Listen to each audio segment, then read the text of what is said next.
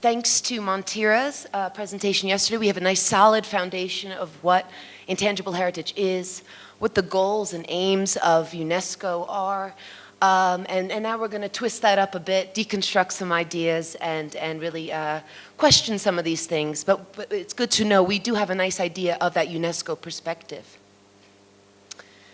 So yesterday I briefly introduced myself, but only because today I wanted to talk a little bit more about my research, since it pertains obviously to this field school and today's talk. My research, the general question I was investigating is this idea of safeguarding intangible cultural heritage in Northeast England.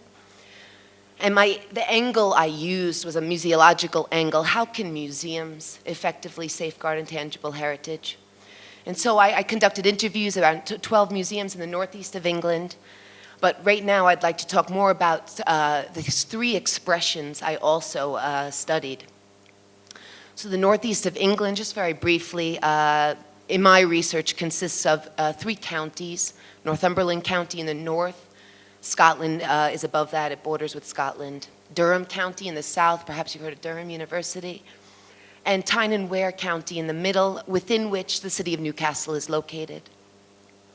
And the three expressions that I'll be talking about really have evolved within these three counties, although the borders have changed over time.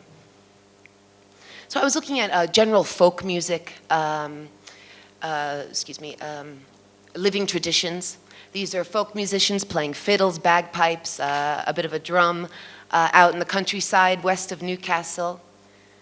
And this tradition is generally called Northumbrian folk music. This idea of Northumbria, it's an ancient kingdom. It's a bit mythical, this use of the word today.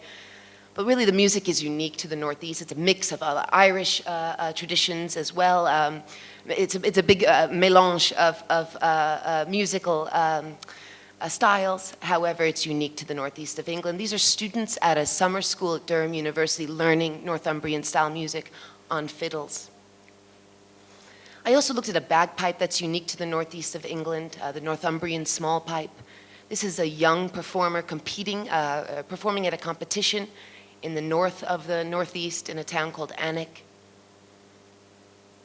And I also looked at a sword dance called the Rapper Dance. This grew out of the coal mining villages of the region. And it's important to note that, in my opinion, these traditions are thriving, and it's mainly because of young musicians, as you just saw, and dancers joining this network of ICH practitioners. And so at least for the next couple decades, these traditions are okay. And with respect to this part of my study, I really wanted to know how they're being safeguarded. There's no museum intervention, there's no UNESCO intervention in safeguarding these traditions. It's community-based, community-controlled fully. And what really is being safeguarded? So through my in-depth interviews and participant observation, but mainly my interviews, I was talking to the dancers and musicians, and safeguarding, they realize they're absolutely contributing to the safeguarding of these traditions. However, that's not their real purpose. They just love them. They're enthusiastic about them. And also they're significant because of senses of belonging, being part of a family, a group, senses of belonging to the region as well, the history of these traditions, senses of pride, they're proud of the region, the history again, the evolution, proud of the dancers and musicians that came before them, sense of place, this expression of the Northeast through these traditions, and also coming from this part of the world. And these three living intangible expressions also help them define who they are, so there's a sense of self or identity. That's also what makes them important to these practitioners. And in a more general sense, what values are being expressed collectively by this network as a whole, at rehearsals, at pubs, where they play, in informal performances, more formal events. Well, values such as teamwork, which really was palpable just through participant observation, this idea of working together with a common goal, not only during rehearsals, not only during performances, but in between, being part of a team. Altruism really was definitely observed and felt and talked about in the interviews. They're very generous people. They respect each other, those who have come before them, and also novices, beginners, those learning, as well as those that are more professional or internationally recognized. And this is a bagpipe player at a competition again. And what I really learned that's important for today is that intangible cultural heritage is embodied by people. It lives within them. Their heritage travels with them. So it's this loose network of dancers and musicians, and where they meet, that's where it's expressed. That's where the intangible heritage is. And it also consists of ever-changing, interconnected relationships between these practitioners, the people, their heritage, and the places within which this heritage is expressed, it has evolved. So really, it's the key to safeguarding, I've argued in my research, is keeping these general three entities together, that they change together, that they're interconnected, these ideas. This is a picture from one of the harbors up on the coast of Northumberland. It's called Craster. So today I'm going to be, although yesterday we had a bit of an introduction, I will be talking about that current framework we know today for safeguarding intangible cultural heritage. What is it? Where does this concept come from? How is it structured and shaped? Then we'll look at some of the precursors. As we all know, cultural practices and beliefs are nothing new. They've existed for as long as human communication. However, this term is relatively new. But let's look at some of the earlier ideas behind looking at cultural practices and some of the inherent uses of this concept of intangible heritage.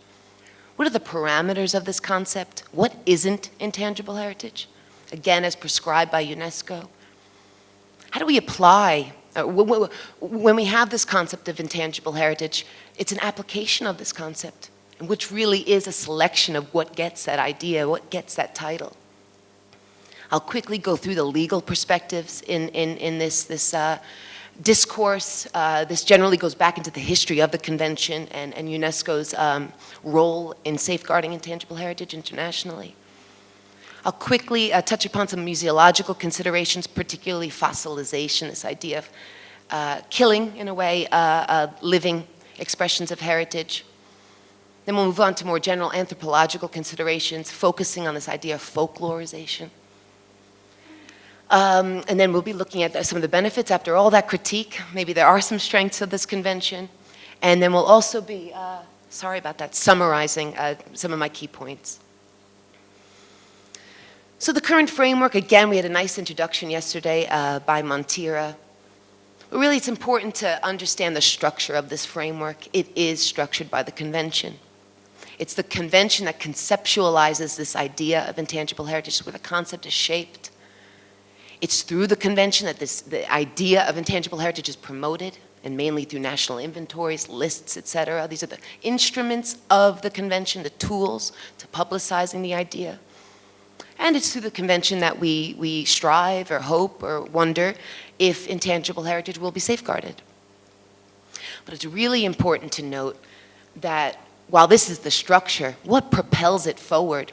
Where do the actions come from? What are the machines? What's the machinery of this framework?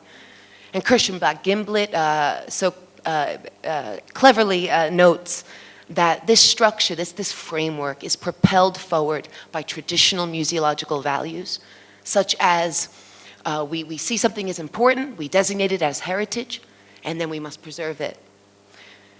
And also traditional museological functions, such as identification, listing, selecting, inventorying, documenting. So really, this idea of intangible heritage, this term is new, but the machinery of this framework is really traditional in a sense, particularly in the museological context. And why do I call it the current framework? And also Montira did. Well, again, it's very popular. She also showed a map of the nations that have signed on to the convention. So it's widespread. It's the mainstream approach. There is the possibility that the guidelines, the suggestions that are put through this convention can become more standardized. So this is the framework. This is the mainstream idea. And Tonga and Fiji didn't make it on the map, just so you know.